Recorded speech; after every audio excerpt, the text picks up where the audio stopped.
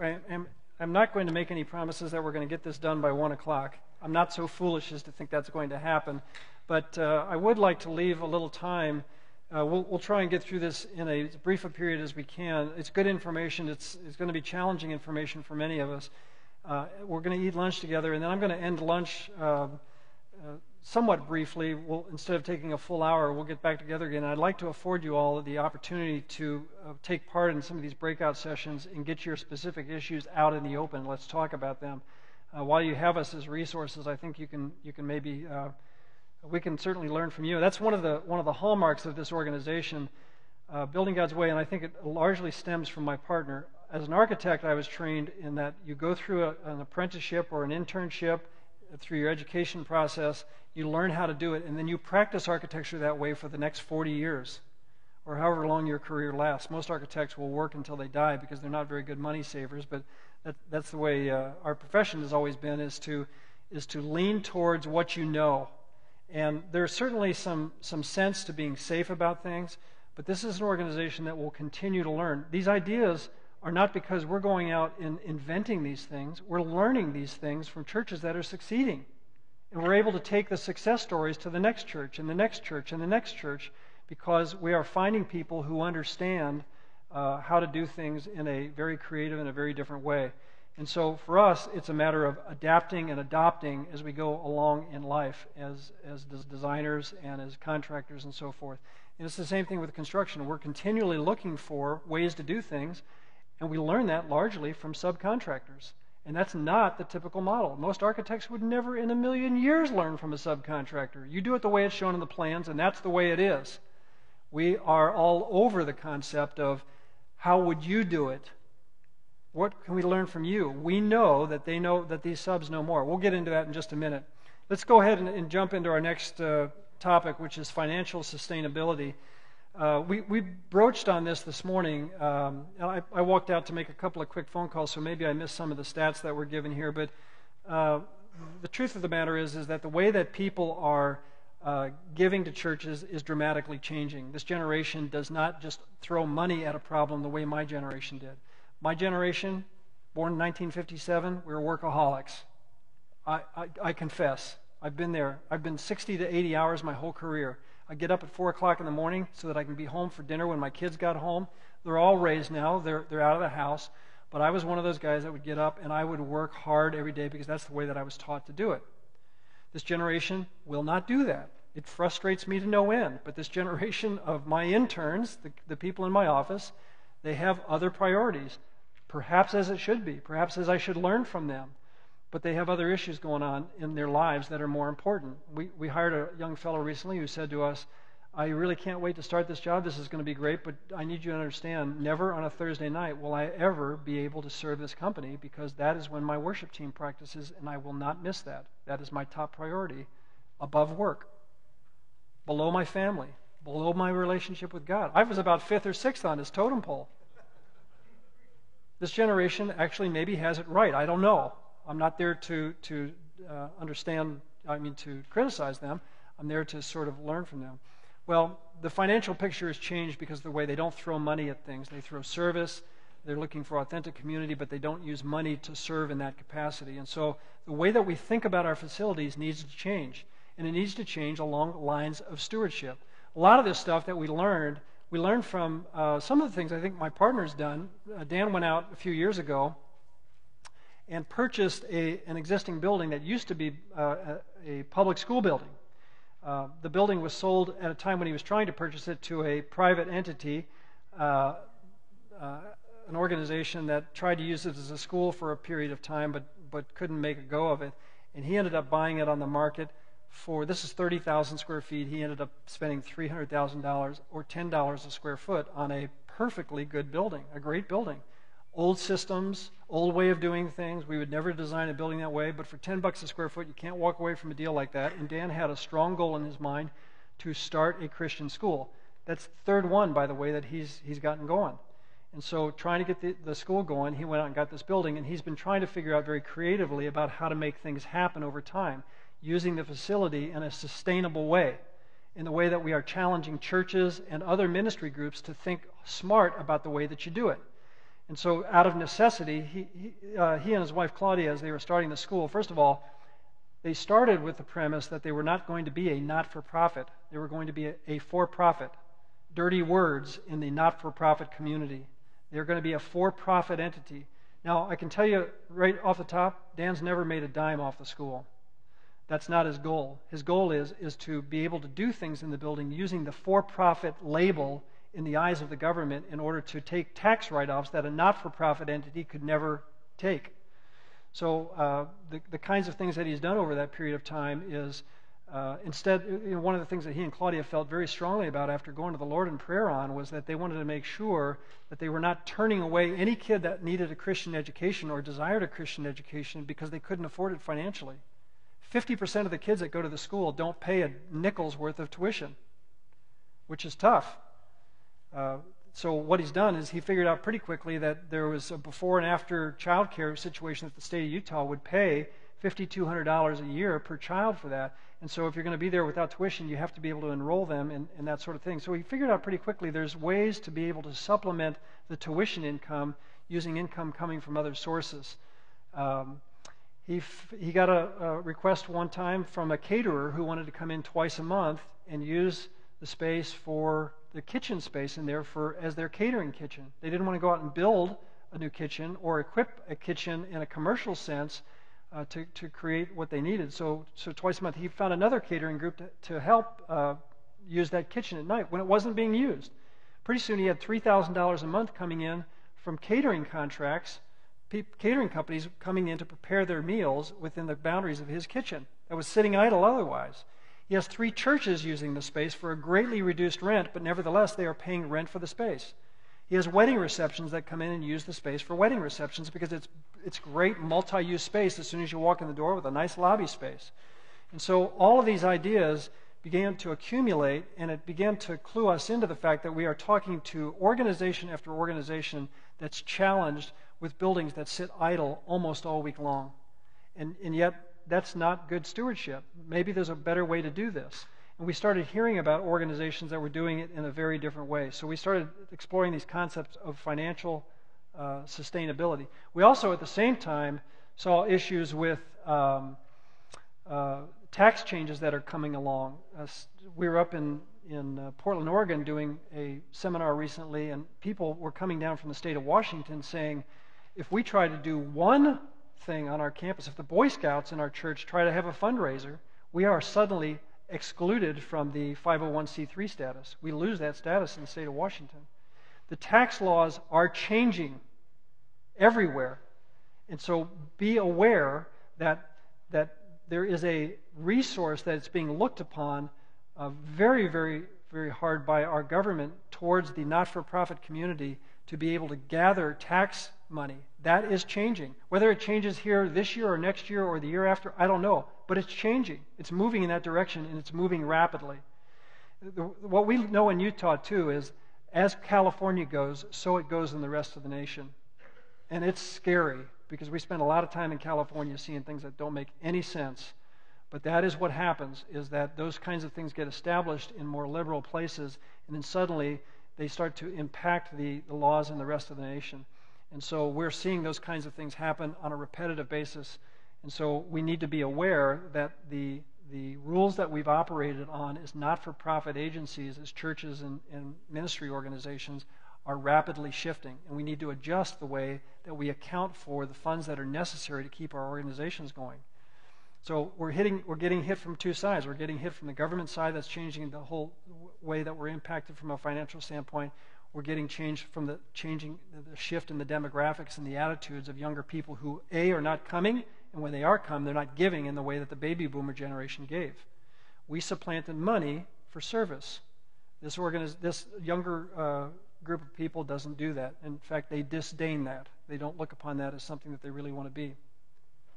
So the challenge for our organizations today, our church organizations today, is to figure out new revenue streams. How do we do this? How do we make this work in a sustainable way? And we've seen some excellent examples. We basically look at 5 different areas for opportunities for us to be thinking about for revenue stream as time goes on. And again, we're looking at this from a perspective of, I had somebody come up to me recently and say, isn't this a case of the money changers at the temple? Isn't this a situation where we're creating a non-biblical situation where the church is actually taking money from the community? Interesting point. Valid point. Are we doing that? And I said, so are you doing that in your church right now? And she said, yes, to some extent, and I've had real struggles with it. And I said, what are you doing with the money? Well, we're giving it to missions. I said, so you're not having a party? No. I said, you're not using it for a Cadillac for the pastor? You're not doing this? You're not doing... To me, it came down to, what's your intention for the funds? Are you deriving the funds so that the people in the church don't have to tithe? Are you deriving the funds so that you don't have to give out of you don't have to do this? You're going to turn this into a money-making machine so that we don't have to expend anything ourselves? I think you have some perfectly legitimate questions. But if you're deriving the funds as a source for ministry to supplement the things that we do as part of our Christian lives that the Bible calls us to do, our perspective is it's simply good stewardship. And I'll show you some good examples of that in the next few minutes. Land is certainly one of the areas that we're seeing some very creative ideas spring from. We're largely seeing it from the development community. We've acted as developers in our partnership in the past. We've certainly been involved in situations before where development organizations, the school that I just finished, 95,000 square feet, phase 1, 40 acres. They own 72 acres. 32 acres are set aside for storm retention, and 25 acres out of that 32 acres set aside for private home development. That's going to finance the infrastructural costs for the school, for the ministry of the school. That's the sort of thing that a development organization can bring in. It's a win-win type of situation. So one of the things that we need to really understand is what are the local needs? Where is the local development community at? What is unique to your area? And every area has something that's a little bit specific to that zone. Some areas it may be recreation and sports fields. You'll see a good example of that in a minute.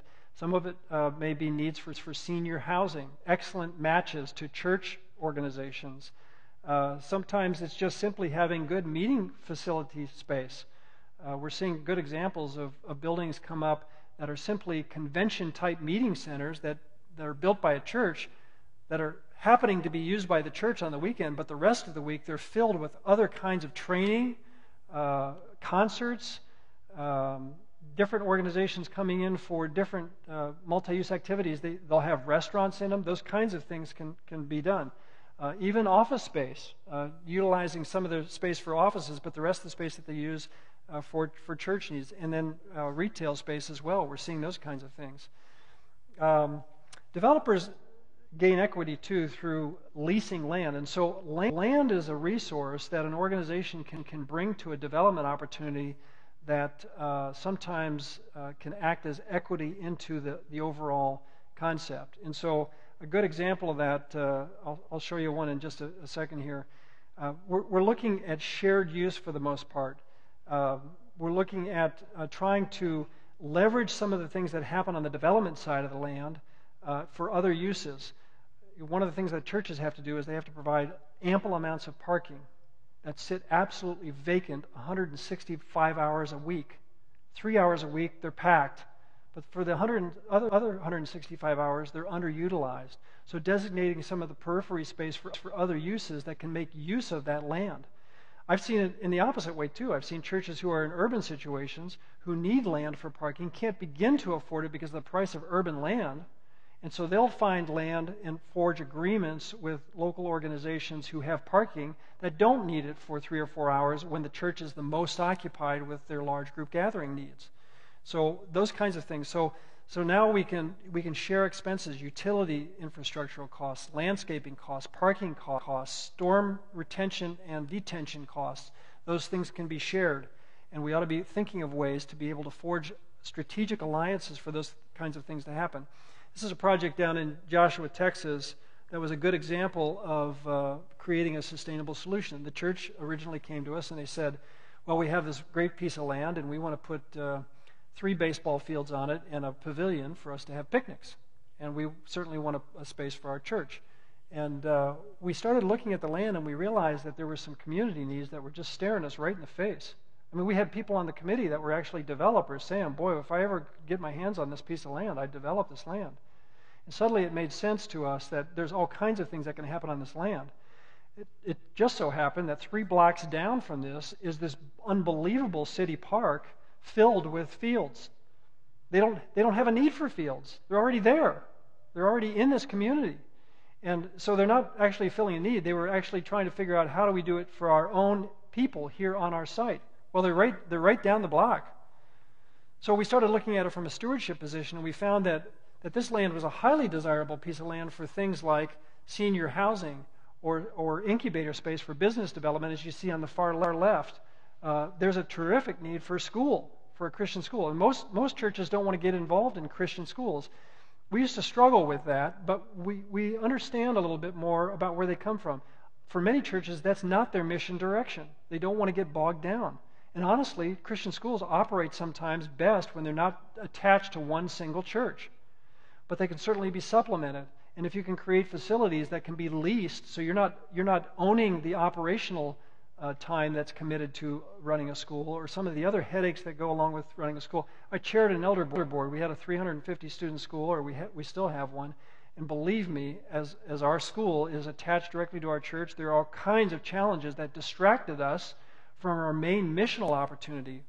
That became our main ministry, largely to kids who were coming in from other churches. We had 64 churches represented in that school.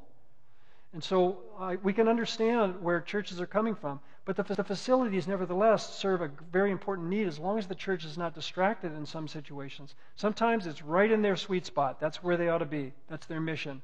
But other times, if they simply make their space available, it can serve that dual function.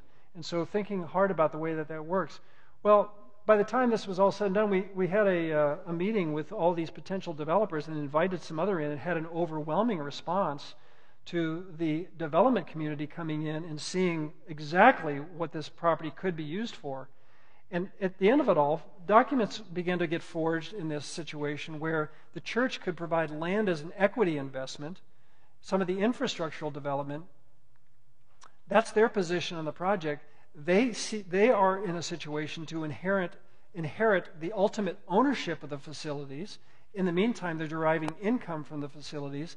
After 20 years in the project, they will have $30 million in equity into the project because the facilities are now owned by the church. Once the development organizations fill out their pro formas and they've found the profit that they need to out of the project, the ownership is routinely given over to the landowning organization.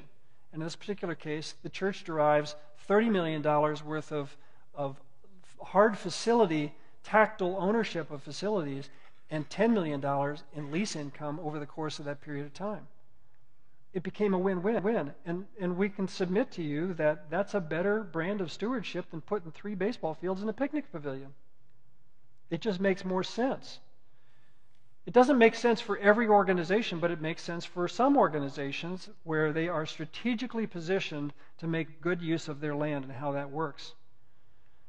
This is a church that we finished, it actually turned out to be 155,000 square feet. It says 131 plus 82. I think it ended up a little bit bigger than that.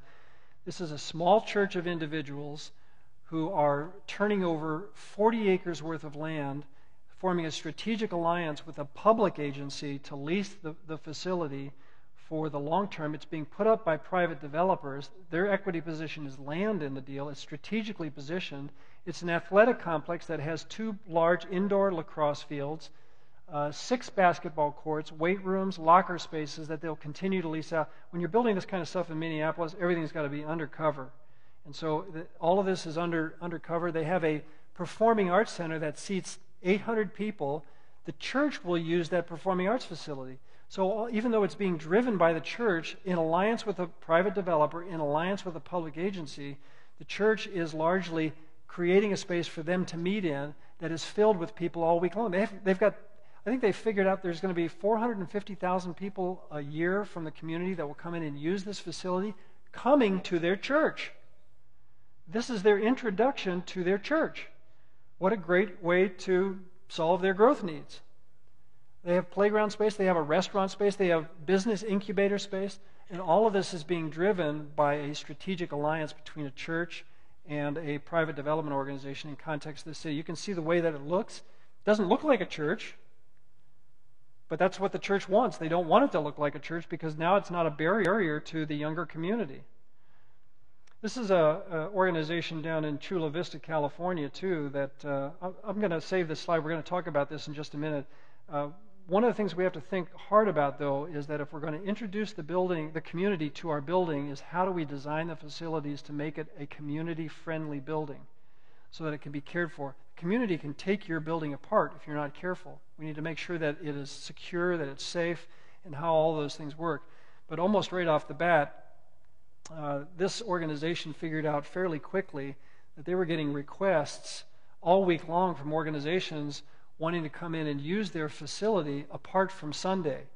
And they started thinking about this, and their first answer to the first half a dozen organizations that came in was, no, we don't have the staff time. No, we can't do that. No, we can't do this. No, we can't do that. And finally it dawned on them, we've got the community pounding the doors down here. Let's figure out how to accommodate this request. So they set aside a partial staff position to start with, just a few hours a week, to be able to coordinate the schedules for organizations coming in. And so they started thinking creatively about how to do these kinds of things. I'm going to flip back to that slide for just a second.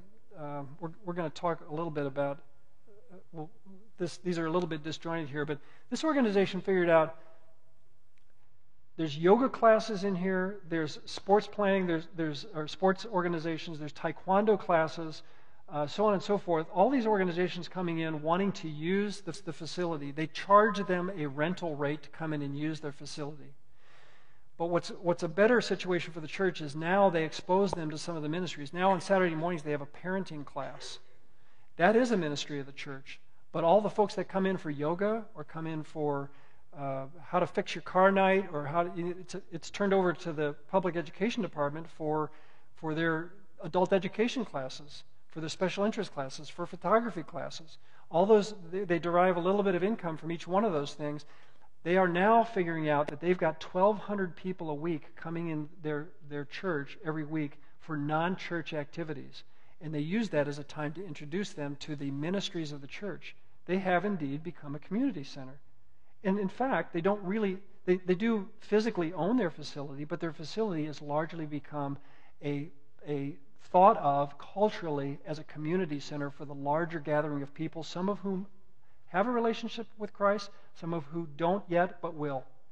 And that's their mindset, is how do we use our church in creative ways instead of banning people from the use of our church? Let's figure out how to make it work. So all different kinds of things. New Beginnings Conference Center uses. If you go into New Beginnings Church is actually called Anthem Church now. If you go into their website, you'll actually see New Beginnings Church and New Beginnings Conference Center. This is an organization now that has got a number of organizations that hold monthly training events in their space because they're right in the heart. This is a church that ended up in a warehouse district because 4 times they tried to get their church built in the midst of residential communities, and they were told by the city fathers and the planning commissions in Portland, Oregon, an extremely liberal series of organizations, government organizations, we don't want a church there. We have too many churches. So they defaulted to the warehouse district, and now they're leaning on the warehouse district to bring in their training events. They derive $35,000 a month in payments to them as a conferencing center. They're the Anthem Conference Center. What a great idea. That's just good stewardship. This is the New Hope Community Church that I was telling you. Full-time preschool, sports leagues, dance and arts academies, yoga classes, cheer classes, martial arts classes, parenting classes, fitness classes, all those kinds of things simply as a tool to get people to come into their building to use it with flexible space. Escondido Seventh-day Adventist Church, this is a church that spent $5 million in payouts to the city for the rights to use their property, to supplement money for their sewage treatment plant. These were simply extortion fees, nuisance fees. $5 million. They squeaked into this building. They were in trouble right from the get-go as far as their mortgage was concerned because they had gotten blistered so badly by the city on all these fees. And they had to think creatively. They have 3 other churches that meet here. They're a Saturday Sabbath group. They meet on Saturdays. They have 3 other churches that are using this at different times of the week. They have all kinds of organizations that come in. Their mortgage is largely taken care of by other groups outside the boundaries of their church because they've thought creatively about how to use their facilities. Daycare rental, all different kinds of things that happen inside this space. Using private equity funding is a very important aspect of getting these partnerships developed for taking things to this kind of a level where we can think in a sustainable way.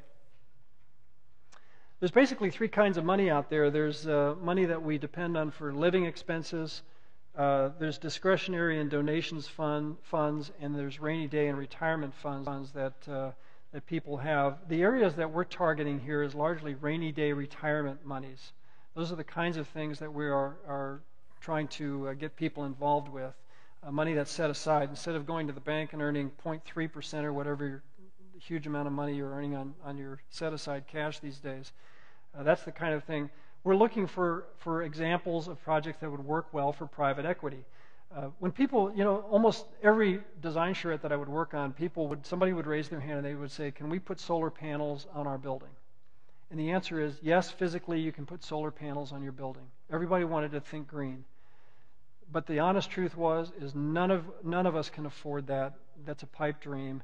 The payback on solar panels is 50 or 60 years, whatever it is. It's not going to pan out. Well, some things have changed over time. Now, all of a sudden, there is tax rebates available to entities that can take advantage of tax rebates. Churches can't. They're a not-for-profit. But individuals within the organization of the church can.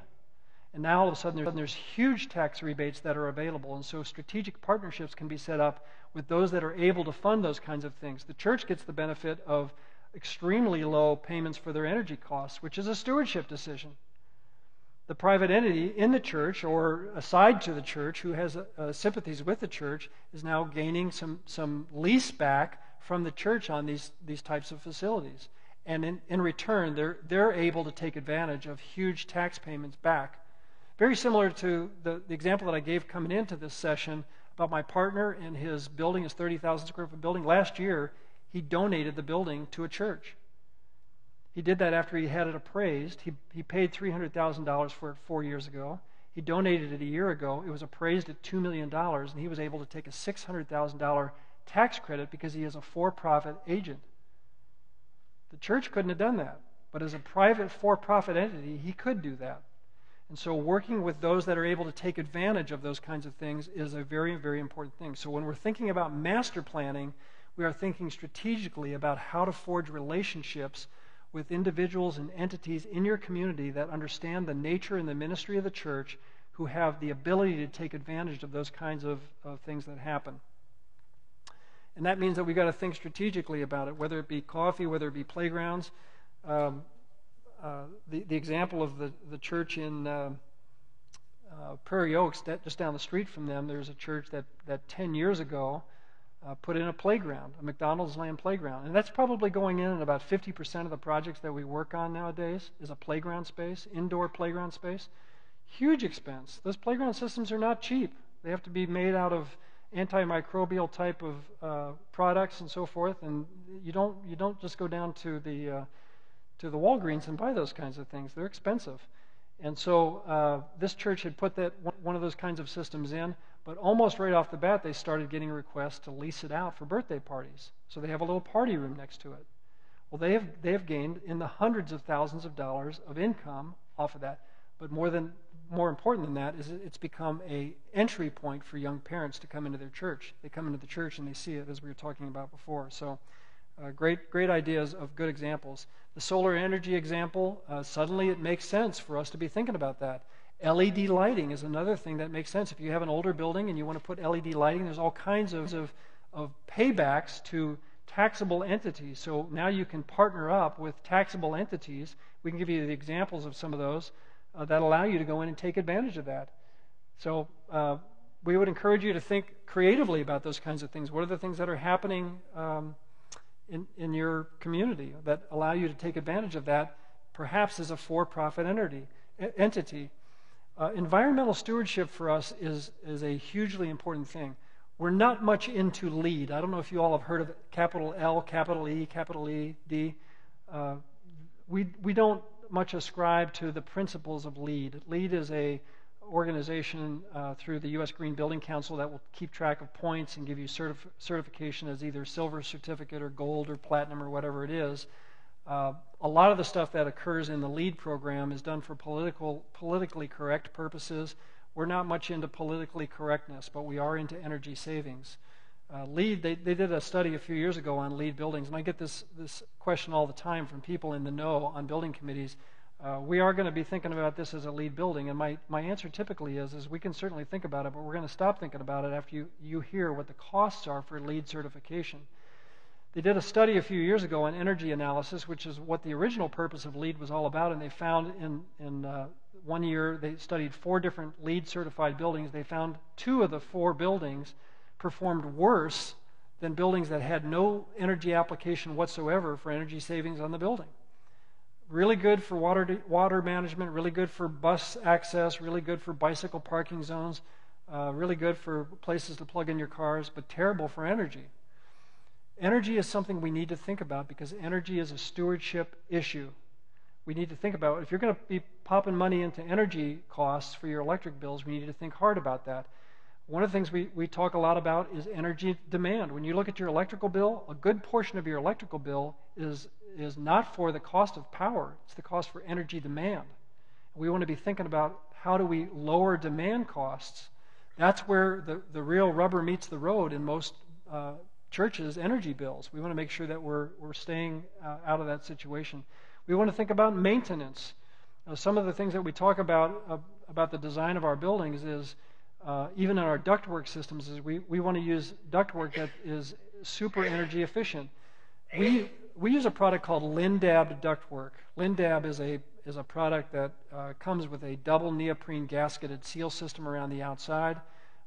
Lindab is a product that allows us to not lose the over time, when you put a piece of ductwork up in an interstitial space of a ceiling and you put it up subjected to temperatures of 130 to 140 degrees in the summertime, the seals on a typical conventional piece of ductwork will degrade and you'll start to lose static pressure in your ductwork. Well, neoprene seal won't do that. The problem is that neoprene seal ductwork costs more. You pay more for that material and for those banding systems. But it goes in a small fraction of the time of normal ductwork. And if we can get the HVAC guys on board and understanding that, we have a chance to use a more expensive product at a reduced labor cost. And the great thing about it is 10 years from now, you're not seeing your energy costs fly out the window because all your energy utilization is going to the interstitial space. We want to be thinking hard about that. Ionization controls for your large group gathering spaces, so we're not having to pipe in all kinds of fresh air into our spaces. We want to be able to cleanse the air and accomplish the goals of the code by cleansing the air without having to eject all of the energy-treated air out the building and re-energize it as we pull it back in again. So those kinds of things are going to be very, very important for us as we go into all of this. LED lighting for us is we're just on the frontier now of being able to equip our buildings for these kinds of things. There's all kinds of great ideas out there that we ought to be thinking about, as we talked about earlier this morning. Our thrust, though, is not just thinking about the tactile parts of our building, but thinking about the process of building. As you heard about earlier from the description that Terry had given, is that Dan's previous experience as we got into this whole thing was that churches largely divorce themselves from who they are as a Christian organization when they go to get a building built. They turn it over to what we have fondly referred to as the COGs. The COGs are the cranky old guys. These are guys in the church that know how to get it done, and they come in and they run right over the top of whoever's in the way. They're really good at that. They get her done, and they get her done at the expense of relationship. And we want to avoid that. We want to leverage relationship, and we want to be consistent with who we are as believers to those that will be invited to your site to come in and build your building. We have found that if you will be consistent as a church, you will get a relationship developed that will afford them the benefit of hearing something that will be crucially important to who they are as human beings standing before God, and they will give you the best of what they have back. And so, I mean, that's the essential reason why I departed from my career, and I was able to give up an office that had all kinds of great public sector projects, and we had a great, bright future. I remember the year that I made the commitment to Building God's Way. My firm that year, EMA, in Salt Lake City, won the Firm of the Year award for the state of Utah, and 2 weeks later we closed the doors, largely because I was interested in moving towards an organization that had this ministry mindset. That was something that I had not seen. We want to think hard about building relationship through the course of these projects. That's very, very important. As we're bathing it in stewardship, as we're bathing it in outreach, it's very important for us to think about that. So I challenge you to when you have time, if you can't read this text, read Matthew 25, verses 20 and 21, and understand the importance of investment. Investment not just in the physical things of the world, but investment in people's lives. And that's the sort of thing that we really want to foster as we get into this. It is infused in our design philosophy. It's infused in our pre-construction process. Our pre-construction process looks very, very different. Our purchasing process looks very, very different. Our process is such that we want to be able to bring in teams of subcontractors who are not yet selected for the project. We want the ministry to be exposing them to who they are. If your church is going to do something, we will have teams of subcontractors come in. There may be 70 different organizations in the room, and we want you to tell them who you are. This is a very, very important component to start to reveal to these men a little bit about the heart of the organization. And we say to them a couple things. We'll tell them a little bit about the organization in simple terms. It may be even a simple explanation of who they are as Christians. 5 minutes tops. The next topic is, here's the scale and scope of the project. Here's our schedule. And the next thing we say to them is, we know as architects and as designers that you guys know more about your trades than I will ever know. And it's, you know why we say it? Because it's true. I don't have to make it up. I have to look dead in the eye of the sheetrocker and tell them, Mr. Sheetrocker, you know more about sheetrock than I, as an architect. I have messed up more sheetrock in my life in my own house than you can ever imagine. It's true. These guys know their trade, and they know where efficiency is born, and they know where value is born. And if you ask them to come in and not just give you the best of their labor, but give you the best of what their thinking is on a process, they will find value in the projects. And that's where we find a lot of our at the end of the day, is integrating general contractors who are willing to listen to subcontractors who are willing to explore ideas with architects who are willing to get off their high horse and listen from an architectural and engineering side. That's where we learn. All these great ideas that we have on the construction side, they didn't come from us. They came from subcontractors.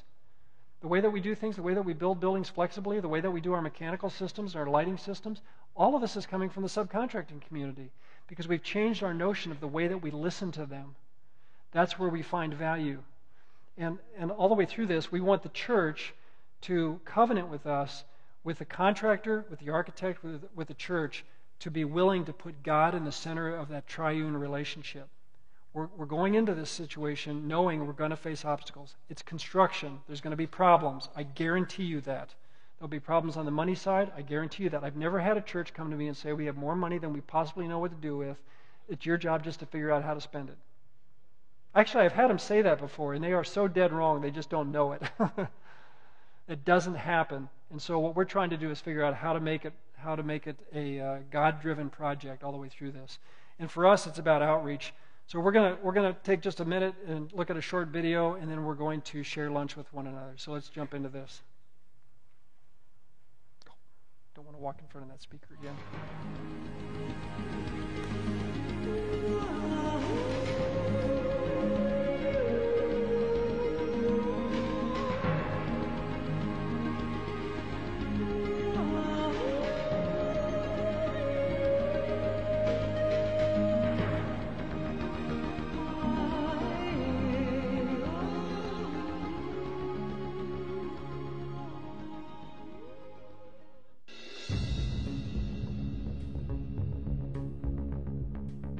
Building God's Way presented us with the opportunity to really make the construction process not just a construction process, but an actual time of ministry. And that changed the whole nature of the building process. One of the parts that I remember very well is in the very beginning building stages when just the iron beams were up and the whole congregation was invited to come out and to sign their favorite scriptures on the beams throughout the whole building. And the workers then coming onto that site and seeing all of these scriptures, basically they were just surrounded by different Bible verses. And that was a real blessing, and it also involved our people in the congregation, letting them actually get a hands-on feel and a part of this building and knowing that we were part of the foundation of that.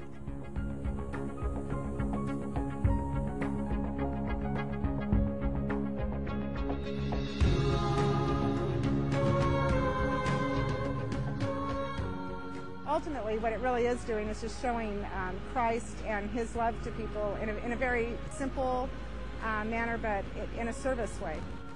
One of the things that we did that was just a lot of fun is we had a big family barbecue for all of the workers, and that was for subs who had been there. We sent a letter out not only to people who were presently working, but any sub who had been on the job from the very beginning, and we catered a large barbecue. For the men, we did a tool giveaway, and we bought power tools. We didn't scrimp on any of the things that we bought. We bought some really expensive combination 5-piece cordless sets and the like, and we everybody who came to lunch got a ticket, and we had the drawings for the tools.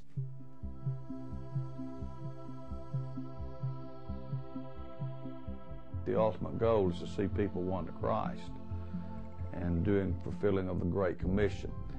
This construction of ministry works right along with that, because we are witnessing to these people the love of the Lord for them.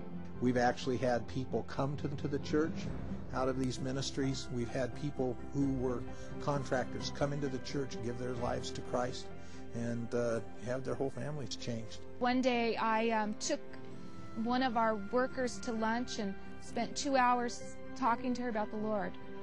And that right there made me know this building was worth sharing Christ with her. Although we have a very short period of time while they're building our buildings, it is a time that we can have a significant impact on these men, and it's an impact not only on them but on their families, on their relationships with their wife, on their relationship with their children. And we think through all of that, as they come to know the Lord, they can be better daddies, they can be better husbands, and we know they can be better workmen on the job site.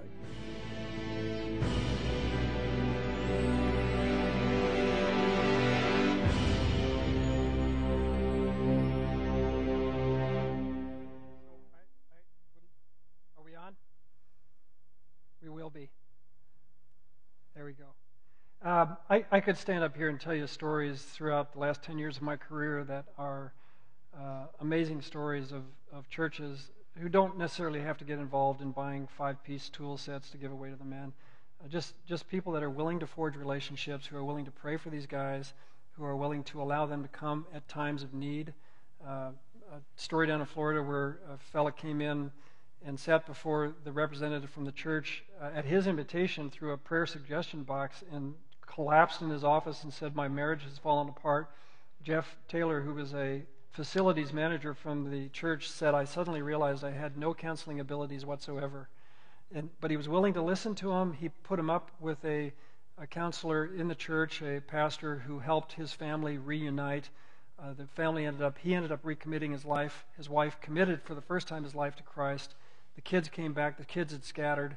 They all came back together again. And that man went out on the job site and started witnessing to other people on the job site. I talked to Mark. He was an electrical contractor. I talked to him the last week of the project and said, "Well, how did the rest of the course of the project go?" And he turned to Jeff and he said, "I think we're somewhere between 24 and 32 men accepted Christ on this job, didn't we?" And Jeff said, "Yeah, I think that's about right." And it largely came from Mark, who was one of the workers on the job. And so that sort of outreach can be done in very simple ways from faithful people who are willing to extend themselves. It's huge on both sides. It unites the church, it unites the ministry, it educates the kids. The kids ought to be involved in this kind of outreach. Have them come out and wash their trucks one day, or bring them ice cream cones, or whatever the kids can do, or the gals. We had one group that came out. I think maybe it was this church. Wasn't it, Rogers? The gals came out and cut hair one day. Do you remember? Nobody's remembering that, but I think somewhere here in this local area, one of the churches, there was some gals that had beautician skills that came out and offered free haircuts to the guys one day. Just tell them that you're thankful, and they will give you the best of what they have. I'll tell you what happens on the budget side. Change orders disappear. Rogers was just telling me a project that went on over in St. Louis that he just finished up. Came in, what, did you say 12% under budget? 12% under the GMP. You established the guaranteed maximum price with firm bids, and the project actually came down 12%. We're used to seeing in the normal sector projects go up in cost. That's the thing is how do we hold on to the project budget? Our projects are going down because of the relationships created by people in the church who are willing to get involved in these guys' lives. That's the kind of thing we want to see happen, and we would encourage, admonish, exhort, yell, scream, whatever we need to get that to happen. We would like to see that happen. So.